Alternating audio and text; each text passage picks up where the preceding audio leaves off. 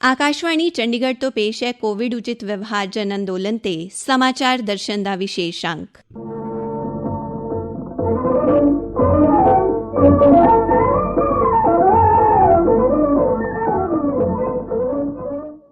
ਅੱਜ ਦੇ ਅੰਕ ਵਿੱਚ ਸ਼ਾਮਲ ਹੈ ਵੱਖ-ਵੱਖ ਖੇਤਰਾਂ ਨਾਲ ਜੁੜੀਆਂ ਇਸ ਇਲਾਕੇ ਦੇ ਲੋਕਾਂ ਵਿੱਚ ਹਰਮਨ ਪਿਆਰੀਆਂ ਸ਼ਖਸੀਅਤਾਂ ਵੱਲੋਂ ਤਿਉਹਾਰਾਂ ਦੇ ਮੌਸਮ ਦੌਰਾਨ ਕੋਵਿਡ-19 ਵਾਇਰਸ ਤੋਂ ਆਪਣੇ ਆਪ ਨੂੰ ਬਚਾਉਣ ਲਈ ਕੋਵਿਡ ਉਚਿਤ ਵਿਵਹਾਰ ਅਪਣਾਉਣ ਦੀ ਸਲਾਹ।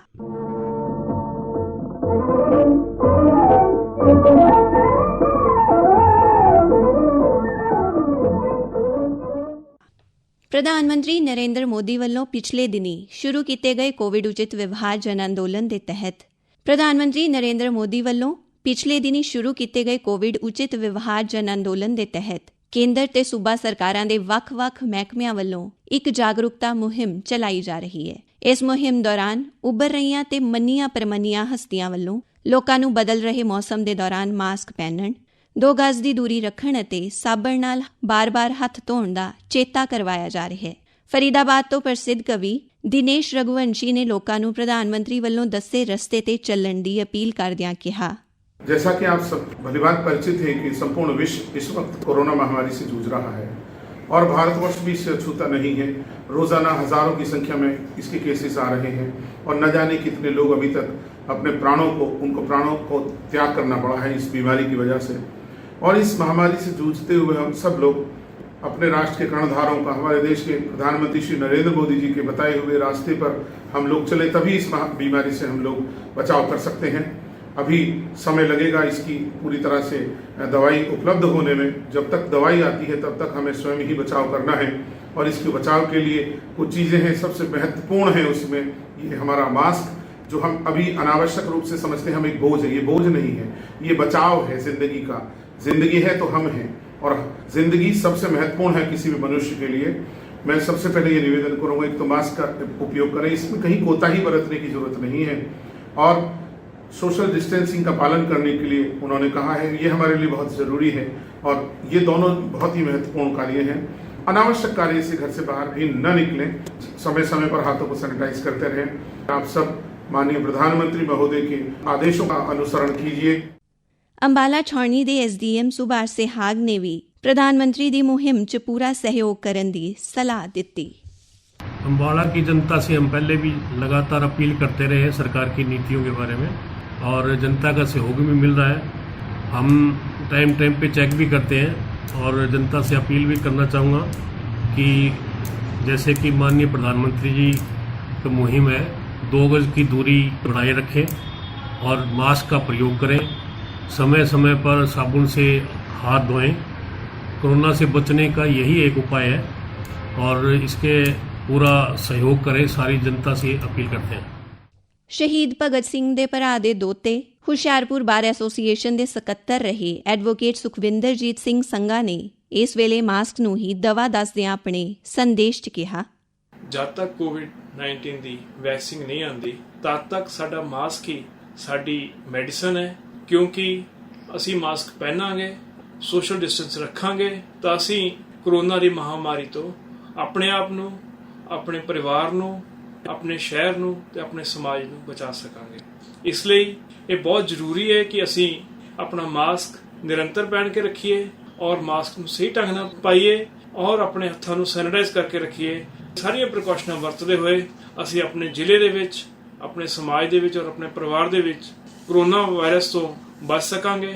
ਮੈਂ ਫਿਰ ਇਹ ਕਹਿ ਰਿਹਾ ਕਿ ਸਾਨੂੰ ਹਰ ਹਾਲਤ ਦੇ ਵਿੱਚ ਜਦ ਤੱਕ ਵੈਕਸੀਨ ਨਹੀਂ ਆਉਂਦੀ ਆਪਣੇ ਮਾਸਕ ਨੂੰ ਆਪਣੀ ਮੈਡੀਸਨ ਸਮਝ ਕੇ ਯੂਜ਼ ਕਰਨਾ ਚਾਹੀਦਾ। ਇੱਕ ਤਰ੍ਹਾਂ ਦੀ ਸਾਡੇ ਲਈ ਇਹ ਦਵਾਈ ਹੈ ਕਿ ਅਸੀਂ ਮਾਸਕ ਪਾਵਾਂਗੇ ਤਾਂ ਕੋਰੋਨਾ ਤੋਂ ਬਚਾਂਗੇ। ਹੁਸ਼ਿਆਰਪੁਰ ਤੋਂ ਕੌਮੀ ਪੁਰਸਕਾਰ ਜੇਤੂ ਅਧਿਆਪਕ ਅਤੇ ਉੱਘੇ ਪੰਜਾਬੀ ਲੇਖਕ ਡਾਕਟਰ ਜਸਵੰਤ ਰਾਏ ਨੇ ਲੋਕਾਂ ਨੂੰ ਇਸ ਜਨ ਅੰਦੋਲਨ 'ਚ ਭਾਗੀਦਾਰੀ ਕਰਨ ਦੀ ਅਪੀਲ ਕਰਦਿਆਂ ਕਿਹਾ, ਨਵੇਂ ਵਰ੍ਹੇ ਦੀ ਆਮਦ ਤੋਂ ਲੈ ਕੇ ਹੁਣ ਤੱਕ ਕੋਰੋਨਾ ਮਹਾਮਾਰੀ ਨੇ ਲੱਖਾਂ ਲੋਕਾਂ ਨੂੰ ਆਪਣਾ ਸ਼ਿਕਾਰ ਬਣਾਇਆ ਹੈ। ਸਿਰ ਜੋੜ ਕੇ ਲੱਗੇ ਹੋਏ ਦੁਨੀਆ ਭਰ ਦੇ ਵਿਗਿਆਨੀਆਂ, ਡਾਕਟਰਾਂ ਦੀਆਂ तमाम ਕੋਸ਼ਿਸ਼ਾਂ ਦੇ ਬਾਵਜੂਦ ਅਜੇ ਤੱਕ ਇਸ ਦਾ ਵੈਕਸੀਨ ਤਿਆਰ ਨਹੀਂ ਹੋ ਸਕਿਆ ਹੈ। ਸੋ ਇਹੋ ਜਿਹੇ ਨਾਜ਼ੁਕ ਦੌਰ ਵਿੱਚ ਜਦੋਂ ਬਿਮਾਰੀ ਦਾ ਇਲਾਜ ਨਾ ਲੱਭਿਆ ਗਿਆ ਹੋਵੇ, ਸਾਨੂੰ ਵੱਧ ਸੰਵੇਦਨਸ਼ੀਲ ਅਤੇ ਜ਼ਿੰਮੇਵਾਰ ਬਣਨ ਦੀ ਲੋੜ ਹੈ। ਅਵੇਸਲਾਪਨ ਅਤੇ ਲਾਪਰਵਾਹੀ ਤੁਹਾਨੂੰ ਪਤਾ ਨਹੀਂ ਤੁਹਾਡੇ ਅਤੇ ਤੁਹਾਡੇ ਪਰਿਵਾਰ ਲਈ ਕਿੱਡੀ ਵੱਡੀ ਸਮੱਸਿਆ ਖੜੀ ਕਰ ਸਕਦੀ ਹੈ। ਇਲਾਜ ਨਾਲੋਂ ਪਰਹੇਜ਼ ਹਮੇਸ਼ਾ ਬਿਹਤਰ ਰਿਹਾ ਹੈ। ਸੋ ਅਸੀਂ ਆਪਣੇ ਘਰਾਂ ਵਿੱਚ ਤਾਂ ਪੂਰਾ ਇਤਿਹਾਤ ਵਰਤਣਾ ਹੀ ਹੈ। ਘਰਾਂ ਤੋਂ ਬਾਹਰ ਨਿਕਲਦੇ ਸਮੇਂ ਮਾਸਕ ਪਹਿਨਣਾ, ਸੋਸ਼ਲ ਡਿਸਟੈਂਸਿੰਗ ਦੀ ਪਾਲਣਾ ਕਰਨਾ, ਭੀੜ ਭਾੜ ਵਾਲੇ ਇਲਾਕਿਆਂ ਵਿੱਚ ਜਾਣ ਤੋਂ ਪਰਹੇਜ਼ ਕਰਨਾ, ਇਹ ਇਸ ਬਿਮਾਰੀ ਤੋਂ ਬਚਣ ਦਾ ਸਹੀ ਅਤੇ ਸੁਚੱਜਾ ਰਾਹ ਹੈ। ਸੋ ਆਓ ਸਾਰੇ ਰਲ ਮਿਲ ਕੇ ਇਸ ਬਿਮਾਰੀ ਨੂੰ ਪਨਪਣ ਅਤੇ ਫੈਲਣ ਤੇ ਅੰਕੁਸ਼ ਲਗਾਈਏ। ਕੌਮੀ ਪੁਰਸਕਾਰ ਪ੍ਰਾਪਤ ਕਰਨ ਵਾਲੇ ਇੱਕ ਹੋਰ ਅਧਿਆਪਕ ਲਵਜੀਤ ਗਰੇਵਾਲ ਨੇ ਲਾਪਰਵਾਹੀ ਨਾ ਵਰਤਣ ਦੀ ਸਲਾਹ ਦਿੰਦਿਆਂ ਕਿਹਾ, ਜਿਵੇਂ ਕਿ ਆਪਾਂ ਸਭ ਜਾਣਦੇ ਹਾਂ ਕਿ ਕੋਵਿਡ ਦੀ ਮਹਾਮਾਰੀ ਨੇ ਆਪਣੀ ਇੱਕ ਵਾਰ ਜ਼ਿੰਦਗੀ ਨੂੰ ਉਥਲ-ਪੁਥਲ ਕਰ ਦਿੱਤਾ ਸੀ। ਬਹੁਤ ਹੀ ਮੁਸ਼ਕਲਾਂ ਦਾ ਸਾਰੇ ਦੇਸ਼ ਵਾਸੀਆਂ ਨੂੰ ਸਾਹਮਣਾ ਕਰਨਾ ਪਿਆ। ਹੁਣ ਸਰਕਾਰ ਵੱਲੋਂ ਲਗਾਤਾਰ ਉਪਰਾਲੇ ਕੀਤੇ ਜਾ ਰਹੇ ਆ। ਅਨਲੌਕ ਦੀ ਪ੍ਰਕਿਰਿਆ ਲਗਾਤਾਰ ਜਾਰੀ ਹੈ ਔਰ ਲਗਾਤਾਰ ਜਿਸ ਤਰ੍ਹਾਂ ਦੀ ਲੋੜ ਪੈ ਰਹੀ ਹੈ ਉਸੇ ਤਰ੍ਹਾਂ ਦੀਆਂ ਕੋਸ਼ਿਸ਼ਾਂ ਡਿਪਾਰਟਮੈਂਟ ਵੱਲੋਂ, ਵਿਭਾਗ ਵੱਲੋਂ, ਸਰਕਾਰ ਵੱਲੋਂ ਕੀਤੀਆਂ ਜਾਂਦੀਆਂ ਕਿ ਆਪਣੇ ਲਈ ਜ਼ਿੰਦਗੀ ਆਪਣੀ ਲੀਹ ਤੇ ਆ ਸਕੇ। ਔਰ ਇੱਥੇ ਆਪਣਾ ਵੀ ਕੁਝ ਫਰਜ਼ ਬਣਦਾ ਹੈ। ਆਪਣਾ ਇਹ ਫਰਜ਼ ਬਣਦਾ ਹੈ ਕਿ ਜੋ ਵੀ ਹਦਾਇਤਾਂ ਸਰਕਾਰ ਆਪਾਂ ਨੂੰ ਕਹਿੰਦੀ ਹੈ ਆਪਾਂ ਉਹਨਾਂ ਦਾ ਪਾਲਣ ਕਰੀਏ, ਕਿਉਂਕਿ ਦੇਖਣ 'ਚ ਇਹ ਆਉਂਦਾ ਹੈ ਕਿ ਭਾਰਤ ਦੇ ਵਾਸੀਆਂ ਦੀ ਇਮਿਊਨਿਟੀ ਬਹੁਤ ਅੱਛੀ ਰਹੀ ਹੈ। ਰਿਕਵਰੀ ਰੇਟ ਆਪਣੀ ਸਭ ਦੀ ਬਹੁਤ ਅੱਛੀ ਰਹੀ ਹੈ। ਉਹਦੇ ਕਰਕੇ ਕਈ ਵਾਰ ਅਣਜਾਣੇ ਵਿੱਚ ਆਪਣੇ ਵੱਲੋਂ ਲਾਪਰਵਾਹੀ ਹੋ ਜਾਂਦੀ ਹੈ। ਆਪਾਂ ਥੋੜ੍ਹਾ ਜਿਹਾ ਇਸ ਨੂੰ ਹਲਕੇ ਵਿੱਚ ਲੈ ਲੈਂਦੇ ਹਾਂ ਕਿ ਕੋਈ ਫਰਕ ਨਹੀਂ ਪੈਂਦਾ।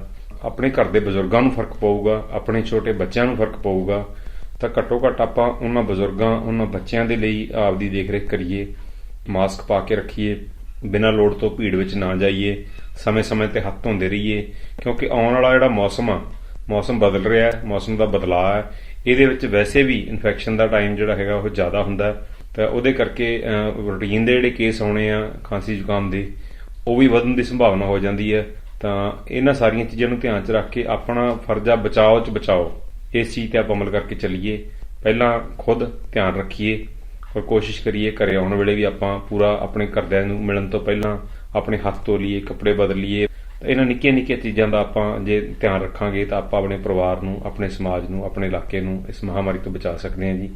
ਰੋਹਤਕ ਦੇ ਡਿਪਟੀ ਕਮਿਸ਼ਨਰ ਕੈप्टन मनोज ने ਢਿੱਲ ਨਾ ਵਰਤਣ ਦੀ ਸਲਾਹ ਦਿੰਦਿਆਂ ਕਿਹਾ, माननीय प्रधानमंत्री जी की जो वीसी थी स्वामित्व योजना के बारे में, उसमें उन्होंने कोरोना पे एक बड़ा महत्वपूर्ण संदेश दिया था जो आपने सुना होगा, जब तक नहीं दवाई तब तक नहीं ढिलाई। अभी इसका प्रचार प्रसार बहुत ज़्यादा हो गया है।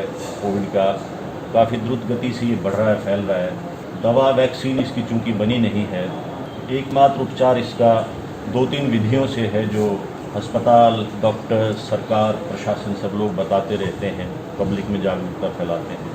सोशल डिस्टेंसिंग बना के रखिए, हाथों को साफ़ सुथरा रखिए, चाहे वो सैनिटाइज़र से करना पड़े या साबुन से समय समय पर हाथ धोते रहें, और प्रॉपर मास्किंग रहनी चाहिए सो दैट एक दूसरे से बहुत निकट संपर्क में आने का लोगों को मौका ना मिले। इसी से इस बीमारी के प्रसार को रोकने में मदद मिलेगी। चूँकि सरकार के लिए अपने नागरिकों का स्वास्थ्य, उनकी वेलबींग, उनका वेलफेयर सबसे बड़ा दायित्व है, इसीलिए ऐसे तरह तरह के प्रयास निरंतर सतत किए जा रहे हैं। आज की जो प्लेज थी वो भी इसी मकसद से दिलाई गई है लोगों को, ताकि वो भूलें नहीं इन बातों को, जागरूक रहें और इन तीनों सूत्रों का पालन करें। ਪੰਜਾਬੀ ਫਿਲਮਾਂ ਦੇ ਉੱਘੇ ਨਿਰਦੇਸ਼ਕ ਤੇ ਕਲਾਕਾਰ ਵਿਨੋਦ ਸਿੱਧੂ ਨੇ ਵੀ ਮਾਸਕ ਪਹਿਨਣ ਦੀ ਸਲਾਹ ਦਿੱਤੀ ਹੈ। ਜ਼ਿੰਦਗੀ ਬਹੁਤ ਖੂਬਸੂਰਤ ਹੈ ਤੇ ਇਸ ਦਾ ਆਨੰਦ ਮਾਣਨ ਲਈ ਸਾਨੂੰ ਹਮੇਸ਼ਾ ਤੰਦਰੁਸਤ ਰਹਿਣਾ ਵੀ ਬਹੁਤ ਜ਼ਰੂਰੀ ਹੈ। ਕੋਵਿਡ-19 ਦੇ ਇਸ ਦੌਰ ਦੇ ਵਿੱਚ ਜੇ ਅਸੀਂ ਸਾਰੇ ਤੰਦਰੁਸਤ ਰਹਿਣਾ ਚਾਹੁੰਦੇ ਹਾਂ ਤੇ ਸਾਨੂੰ ਘਰ ਤੋਂ ਬਾਹਰ ਨਿਕਲਣ ਵੇਲੇ ਮਾਸਕ ਦੀ ਵਰਤੋਂ ਕਰਨੀ ਬਹੁਤ ਜ਼ਰੂਰੀ ਹੈ ਤੇ 2 ਗਜ਼ ਦੀ ਦੂਰੀ ਰੱਖਣਾ ਵੀ ਬਹੁਤ ਲਾਜ਼ਮੀ ਹੈ। ਹੱਥਾਂ ਨੂੰ ਸਮੇਂ-ਸਮੇਂ ਤੇ ਚੰਗੀ ਤਰ੍ਹਾਂ ਧੋਣਾ, ਸਾਫ਼ ਰੱਖਣਾ ਬਹੁਤ ਜ਼ਰੂਰੀ ਹੈ। ਇਸ ਤਰ੍ਹਾਂ ਅਸੀਂ ਇਸ ਕੋਵਿਡ-19 ਤੋਂ ਬਚ ਸਕਦੇ ਹਾਂ ਤੇ ਇਸ ਜੰਗ ਨੂੰ ਜਿੱਤਣ ਵਾਸਤੇ ਸਾਨੂੰ ਸਾਰਿਆਂ ਨੂੰ ਆਪਣੀ ਇਸ ਛੋਟੀ ਜਿਹੀ ਜ਼ਿੰਮੇਵਾਰੀ ਨਿਭਾਉਣਾ ਬਹੁਤ ਲਾਜ਼ਮੀ ਹੈ। ਇਸ ਤਰ੍ਹਾਂ ਅਸੀਂ ਸਾਰੇ ਤੰਦਰੁਸਤ, ਸਵਸਥ ਰਹਿ ਸਕਦੇ ਹਾਂ। ਪੰਚਕੂਲਾ ਤੋਂ ਕਨਿਕਾ ਗੁਲਾਟੀ ਨੇ ਆਪਣੇ ਸ਼ਬਦਾਂ ਨੂੰ ਕਵਿਤਾ ਦੇ ਰੂਪ 'ਚ ਬਿਆਨ ਕਰਦਿਆਂ ਕੋਰੋਨਾ ਤੋਂ ਬਚਣ ਦੀ ਸਲਾਹ ਦਿੱਤੀ ਹੈ।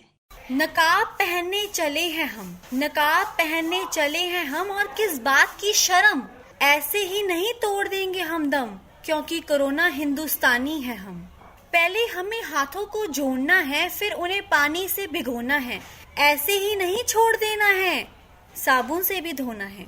तन दूरी बनाए रखिए, तन दूरी बनाए रखिए, रिश्तों को ना परखिए। जरूरी नहीं गले मिलने से, जरूरी नहीं गले मिलने से, नमस्कार से भी काम चलाए रखिए। ਇਸ ਦੇ ਨਾਲ ਹੀ ਸਮਾਚਾਰ ਦਰਸ਼ਨ ਦਾ ਇਹ ਅੰਕ ਖਤਮ ਹੁੰਦਾ ਹੈ। ਪੇਸ਼ਕਸ਼ ਅਸ਼ਵਨੀ ਕੁਮਾਰ ਸ਼ਰਮਾ, ਵਾਚਿਕਾ ਰਤਿਕਾ, ਪੇਸ਼ਕਾਰੀ ਸਹਾਇਕ ਮੁਨੀਸ਼ ਤਿਮਾਨ।